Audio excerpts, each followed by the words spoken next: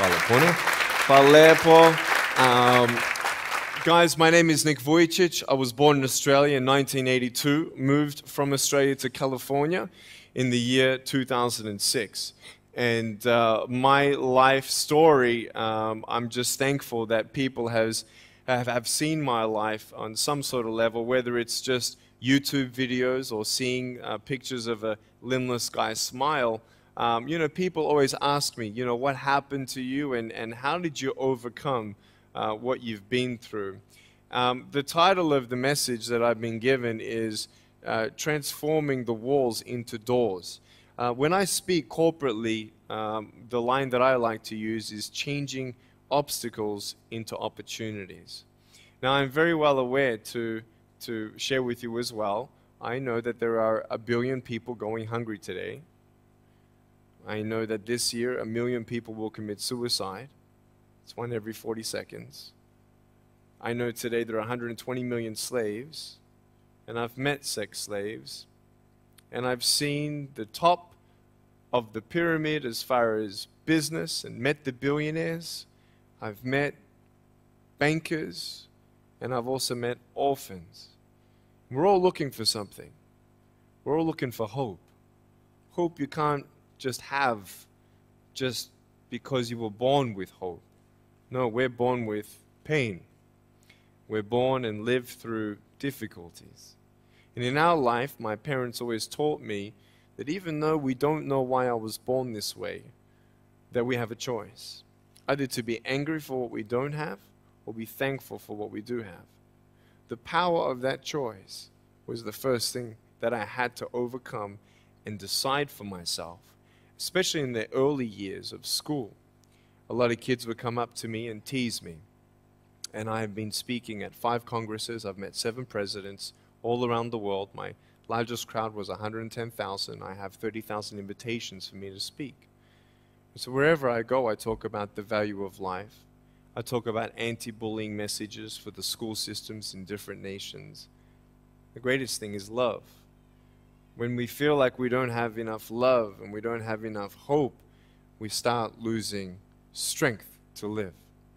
For me, in my life as a child, I had a big wall. I was surrounded by 4 walls and a low ceiling of opportunity. I was set free in so many different ways, and especially surviving from day to day with my parents who loved me, who encouraged me, who told me that I was beautiful the way that I was, and not to worry about what other people said about me. I was actually the first special needs child to be integrated into the mainstream education system in Australia, and I was awarded Young Citizen of the Year in 1990. And the world is a hurting place, and the world needs hope, and the world needs love. Without hope, we feel like, why are we here? Well, brokenness. Here's mine. Today, I still have no arms, no legs. But everything's changed. Everything. For me, I was looking for hope and happiness, and I couldn't see it for many years. In fact, if this side of the table represents my hope, truth encourages me to become all that I can be. But then we have lies every day coming in our mind, people who discourage us. You know the people that you have in your life who, no matter how good of a day you're having, they'll bring you down. Or no matter how bad of a day you're having, they'll bring you even lower. You know what I'm talking about? Think of the 3 biggest discouragers in your life. They're not your biggest discouragers. You are. You are. It only takes 3 seconds for me to tell you something discouraging. But then you may never forget my words. I've met so many 50-year-old women and 40-year-old women who still remember what their fathers told them that they wish they never heard. Words are powerful. When you hear those words and then your mind starts growing with these lies. Nick, you're not good enough. Nick, just give up. Nick, you're never going to get a job. You won't get married. You can't even hold your wife's hand. What kind of a father are you going to be if you can't even pick up your kids when they're crying? You're alone. Sure, your parents hug you, but their hugs can't heal you. Just give up. Just give up. Just give up. Just give up. Just give up. At age 8, I thought that I should commit suicide. Why? Because I didn't have hope. I thought I didn't have hope. Today you can see that I had hope. What's the word? Believing in something you do not see. Faith. Words can only do so much. Hugs can do much more than words. But when hugs can't do anything, that's where faith kicks in. For me, words and hugs were not enough, but I had no faith. So I tried to give up. At age 10, tried to drown myself in 6 inches or 15 centimeters of water. In my home, I told my dad I just wanted to relax. But really, I wanted to end my life. I had enough. Dosta mi bio. Okay. The first 2 times I rolled over, I was trying to work out how much air I hold in my lungs before I let it out. And the 3rd time, in my mind, knowing that I wanted to get out of here because of the bullying in my life, because I was going to be a burden to my parents and I had nothing to look forward to, I realized at that moment that if I actually went through with committing suicide, I would leave a greater burden for my parents than they already had. So there was one thing less hopeful or more burdensome than having a child without limbs. What is it? A child without limbs who gives up. So when I saw in my mind my mum and my dad and my brother crying at my grave if I went through with it, that one thought saved me.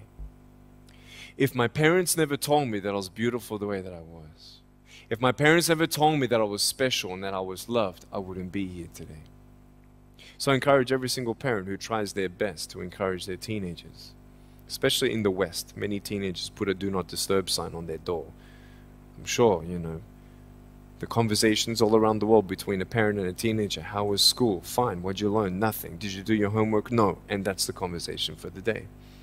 And when you try to tell your children that they're beautiful, so of course I'm beautiful. I'm your son. I'm your daughter. Of course you're going to say that. But they're right. Every single human being has value, and my value is not determined on how I look or what job I have or where I'm from, where I was born, how much money. All that stuff is nothing. So many teenagers, tease each other for how we look, and I tell the teenagers, do you think that I'm cool enough to be your friend? They're like, yeah, of course. I said, but I have no arms, no legs. They said, doesn't matter. I said, really? So it doesn't matter that I have no arms, no legs? I said, no, it doesn't matter. I said, then actually, if it doesn't matter, then why do we kill each other with our words if it actually doesn't matter? Why do we look ourselves in the mirror and see ugly instead of valuable? I want to ask you today, what are you looking for? If I gave you $1 billion, would you be happy? If you gave me $1 billion, I'd be very happy. But then if my mum dies tonight, am I happy? No. With all the money in the world, I'll never be happy. Why? Because money is something that cannot heal the soul. So many teenagers are looking for love, which love does heal the soul. Love does complete the soul. But even sex before marriage, I was a virgin before I got married. Yeah, I've got a gorgeous wife. We're pregnant with our first son. And I don't need hands to hold her hand. I only want to hold her heart. And how am I going to hug my kids? So many kids, they come up to me. It's amazing. They put their hands behind their back and hug me with their neck. And I've realized in life, even the worst parts of my life can be turned into good. And they're even more special. So many teenagers, they're looking for love. So they're going to go do this and go do that and have sex before marriage. For me, sex out of marriage is like a $5 Gucci watch. Sex within marriage and having sex with someone who loves you, who's committed to you for the rest of your life, going to be the mother or father of your kids. That's what love is. You can talk, you can sleep with as many people as you like, but never know for sure, do they love me? Love is a lifelong commitment. You see, there are choices in life, and we're looking. I want to ask you, what are you looking for? Well, if I can just get drunk, why not, man? I only live once. Well, if that's the way you believe, great. But for me, I'm a greedy man. I don't want to live for 90 years. I want to live for billions of years. And I know that every day my choices will affect this life, other people's life, and my eternal life.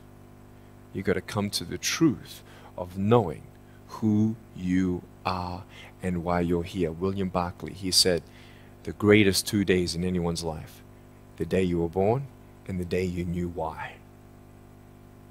So, you're ugly. No, I'm beautiful the way that I am. And if you can't believe that for yourself, so many girls especially stay with their emotionally abusive boyfriends. Because if I break up with him, then who's going to want me? See, we all want love. That's why we do what we do sometimes. To get into the crowd, I'm going to swear, I'm going to be cool. That's what this world is. I want to look like her. If I was taller, shorter, smarter, more popular, whatever you want. It's not enough until you find the truth. I'm wonderfully and fearfully made. There's a greater purpose for my life. I am here for a reason.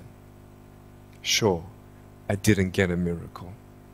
Yeah, I believe in a God who can do miracles, and I have a pair of shoes in my closet. Why?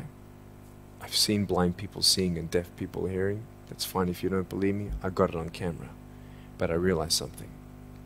If God doesn't change my circumstance, He's going to use my life to be a miracle for someone else. When you don't get a miracle, you can still be a miracle for someone else. I'm going to close off with this beautiful story. I was in Southern California.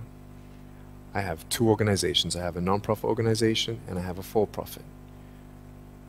I probably spoke between years 2007 and 2010, 1,000 times, 600 flights. And I've spoken to 4.5 million people face to face. In the last 48 hours here in Serbia, we've reached 5 million through media. So, we have the heart of people to love others. We want people to love each other, love yourself, dream big, and never give up. We're all looking for hope, aren't we? What are you looking for? Money, drugs, sex, alcohol, pornography, fame, fortune never satisfies. It's never enough. But I have come to a peace. So check this out. When I'm 24 years old, 5-6 years ago, I was in California. And I never met anybody else like me. When I was 10 years old, I wish I would have met somebody like me. Never did. Didn't get that miracle. But at 24, in California, I saw a little boy with no arms and no legs, 19 months old, just like me. I knew he was going to be bullied. I knew he was going to go through depression. I knew he would feel alone. I knew that he would get worried if he's ever going to have a girlfriend, and so on and so on. I got the father to bring him up on stage in front of 2,000 people.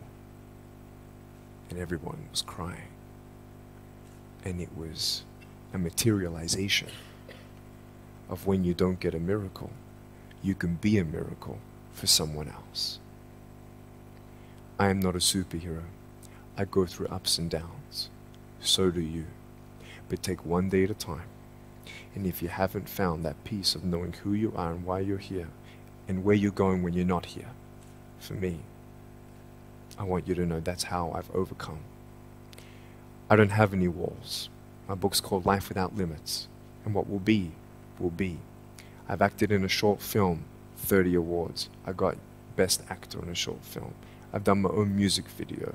I've written 2 books. First book, 30 languages, 800,000 copies. I'm 29, and we know 1 billion people know who I am. Not to bring up my pride or my name or my status. Trust me, I'm just like you. But I hope you are inspired to know that if I can dream big, then so can you. There are no walls. Find your peace, and you'll make your walls doors. Thank you so much.